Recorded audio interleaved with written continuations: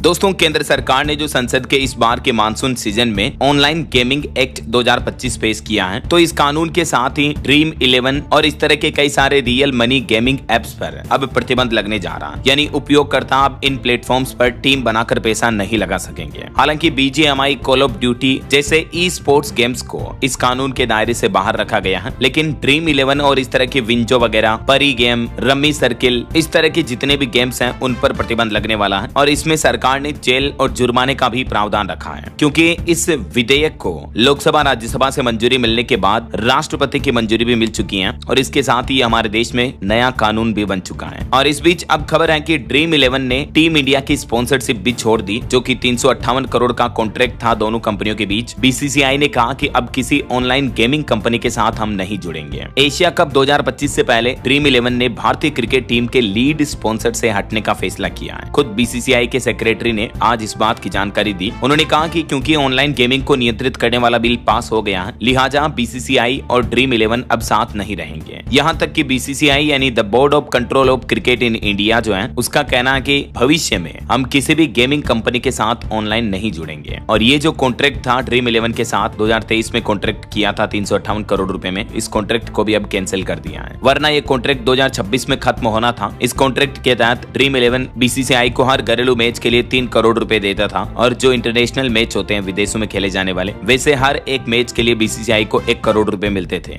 लेकिन अब ये कॉन्ट्रैक्ट खत्म होने के बाद BCCI अब नए स्पॉन्सर के लिए टेंडर प्रक्रिया शुरू करेगा। क्योंकि सरकार के स्पेशल क्लोज के कारण ये डील टूट रही है, तो किसी तरह का कोई जुर्माना वगैरह नहीं लगेगा। अब मीडिया रिपोर्ट्स आ रही कि टाटा और रिलायंस जैसी कंपनियां BCCI के साथ नई स्पॉन्सर बन सकती हैं। आपको पता होगा केंद्र सरकार ने हाल ही में ऑनलाइन गेमिंग बिल 2025 को संसद में पारित किया, उसके बाद इसे राष्ट्रपति की भी मंजूरी मिली। इस बिल पर प्रधानमंत्री नरेंद्र मोदी भी बोले कि the promotion and regulation of online gaming act 2025, जो कि संसद के दोनों सदनों से पास हो चुका है, भारत को गेमिंग, इनोवेशन और क्रिएटिविटी का हब बनाने की हमारी प्रतिबद्धता को दिखाता है। ये ई स्पोर्ट्स और ऑनलाइन सोशल गेम्स को बढ़ावा देगा, साथ ही ये हमारे समाज को ऑनलाइन पैसे वाले गेम्स के नुकसानदायक प्रभावों से भी बचाएगा। क्योंकि दोस्तों, ऑनलाइन इस तरह के गेमलिंग, सट्टेबाजी वगैरह इस तरह के गेम्स से हमारे देश के युवा काफी बर्बाद हो रहे थे। मैंने आपको रिपोर्ट्स भी बताई थी। कई बार हमें ऑनलाइन गेमिंग के नाम पर फर्जीवाड़ा देखने को मिलता है। कल ही एक खबर सामने आई थी कि हर गेम खेलने वाला हारता था, और इस तरह के गिरफ्तार 10 साइबर ठग 10 सदस्यों को गिरफ्तार किया यूपी कन्नौज पुलिस ने। उन्होंने कई खुलासे किए। ऑनलाइन गेमिंग की लत में कितने लोग फंसे हुए हैं, इस बात का अंदाजा आप इसी से लगा सकते हैं, ये आंकड़े देखकर, कि हर साल 45 करोड़ भारतीय लोग ये ऑनलाइन गेमिंग, सट्टेबाजी, विंजो, ड्रीम 11 इस तरह के प्लेटफॉर्म पर पैसा गंवा रहे हैं। समझ रहे हो? और पैसों के नंबर और आंकड़ों की बात करें तो हर साल 20,000 करोड़ रुपए इंडियंस को नुकसान हो रहा है ऑनलाइन गेमिंग इंडस्ट्री की वजह से। 45 करोड़ भारतीय जो हैं वो ऑनलाइन गेमिंग या गैम्बलिंग में अपना पैसा गंवा बैठते हैं हर साल। अब 45 करोड़ का मतलब समझ रहे हो? हमारी देश की पूरी पॉपुलेशन ही 150 करोड़ है, यानी 1/3 लोग, लगभग 1/3 लोग, 30% से भी ज्यादा लोग गेमिंग, गैम्बलिंग, सट्टेबाजी और इस तरह के बेटिंग एप्स में फंसे हुए हैं। तो कहीं ना कहीं सरकार जो ये कानून लेकर आई वाकई में बहुत ही अच्छा कानून है। बाकी इस पर आपकी क्या राय और विचार है, कमेंट करके बताइए।